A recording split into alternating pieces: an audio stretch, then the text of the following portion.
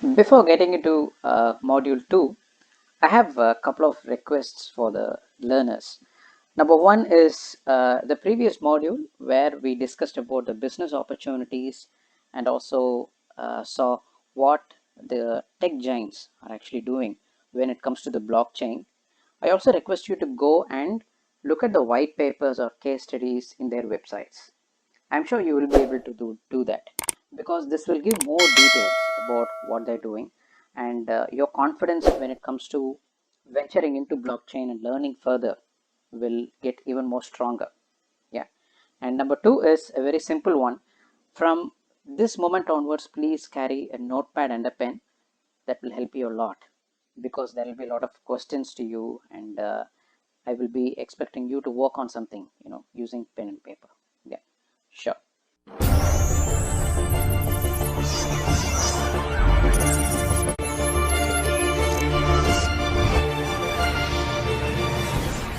Now let's get into the next module, and before that I request you to, for at least for this module, just forget that you are learning a technology like blockchain or something. Okay, because this is going to be a fun activity, and for that you have to unwind yourself and let your imagination free. Yes, so enough of the hype. Let us go to the module 2. Yeah, I'm sure the moment you see this slide, you will know what this is about. This is the final status of the World Cup Cricket 2011 match between India and Sri Lanka. And this shows what happened at the end, where India won the match after many years. And it was a great moment for us, I'm sure. And the scores show that India has scored more runs than Sri Lanka. Now, even if you do not love the game called cricket, that's fine, as long as you know that this game is decided like whoever scores the most runs wins. That should be fine. Okay. Now, uh, what you're seeing before you, right, is the final status of that match. Now, if anyone is asking you a question like, is this the match all about? Is this the score? Entire score? No. You may say there is some more to it, like what the Indian innings was, how much the Indian batsmen scored. Even now, this score is not full unless you see the score that Sri Lankan batsmen scored in the first innings and how did our bowlers bowl. Those details, and in this part, how did the Sri Lankan bowlers bowl. So all this makes a scorecard, and still this is only a scorecard. It doesn't make the entire details of a match ready before you. So just think for a moment. This is a hypothesis, right? That's the reasoning asked you to actually let your imagination free, and this is a fun activity, right?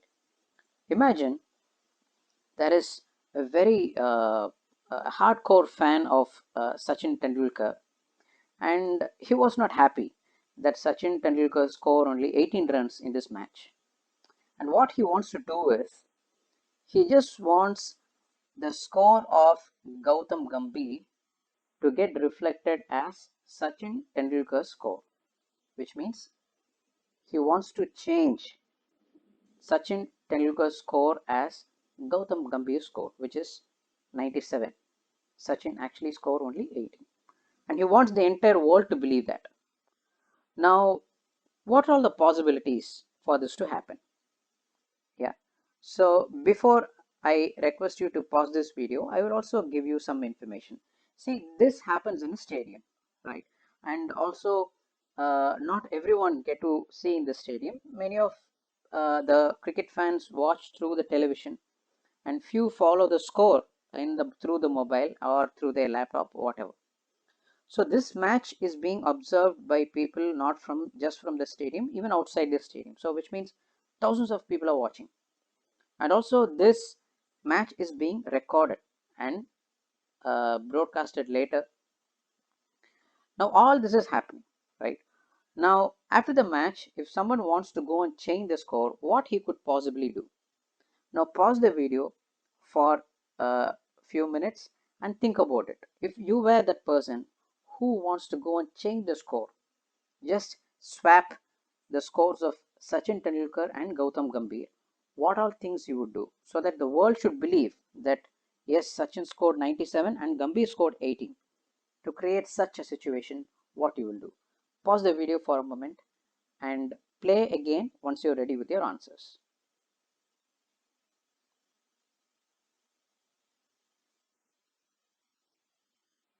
I'm sure you spent some time on this and you could have thought, what kind of activity is this? But if you think deeper, you will understand how difficult it is to tamper a data if that data is being made transparent and a lot of people have seen what happened as a truth. That's number one. And number two, coming to the case, if I were to go and change the score of Sachin Tendulkar, it is not just enough for me to change or hack the server of International Cricket Council and change the scores. The scores are not just available with ICC, which is International Cricket Council. It is available with thousands of people, in fact, lakhs of people in different forms. In the form of a video of the entire video of the match or in form of a scorecard through the websites. So this one version of data is available in many places. Yeah. So to tamper the data is highly impossible. And even if someone will attempt to do that, he should tamper many data. For example, he should go and tamper the data of the bowlers who bowled to Sachin and Gautam Gambhir and make their record different, because if X bowler bowled Gautam Gambhir 122 balls, we have to change 122 entries of that bowlers to Sachin Tendulkar. Like this, many changes has to be done, and in fact, you have to go and delete the videos in the entire world that contains and create a visual effects for making sure that Sachin is actually scoring 97. All this. In this hypothesis, we see two things. One is if the data is shared with all the relevant parties. Again, relevant parties. Right data, relevant data is shared with all the appropriate people, then the data becomes very strong. The truth is always being told to the right people, and whatever information is being told in the right manner. And number two, even if someone attempts to change the data, it becomes highly impossible because the way the data is shared is like that, like in this case. Yeah. Now, if you ask, uh, let's say Gautam Gambhir scored 97 runs in this match. This 97 runs, if someone questions, like, I have a doubt if Gautam Gambhir really scored 97 runs. If someone says this may not be true, how do we prove that? Now, pause the video for a second and think about that. How do you prove that some batsmen scored X amount of runs through factual data?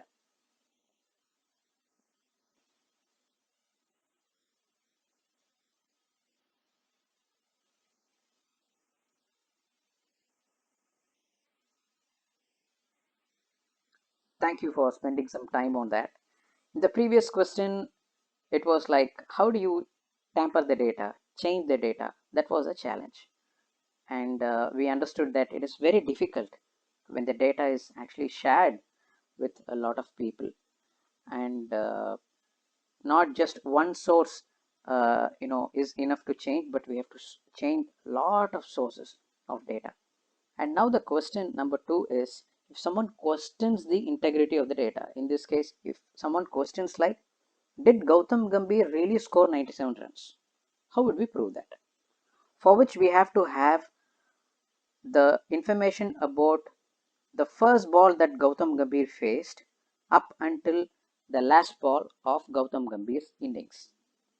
So all these runs should add up to 97, which means our data capacity should have all the information about the entire innings of Gautam Gambhir. Like this, any player can be questioned on their performance. In fact, the bowlers also can be questioned. Did this person take the wicket in that ball? Yeah. So it is always better to have a history of information rather than just getting away with all the past and showing what happened in the final, right?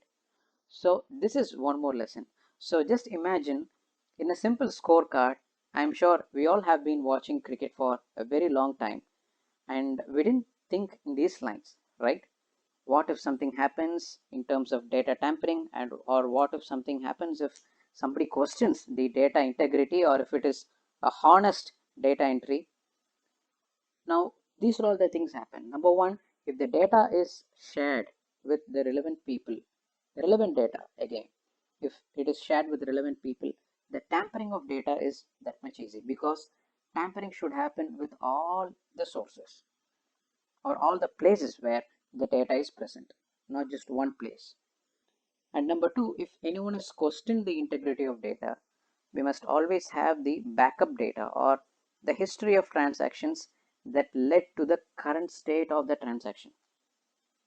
So this way, we will proceed to the next module.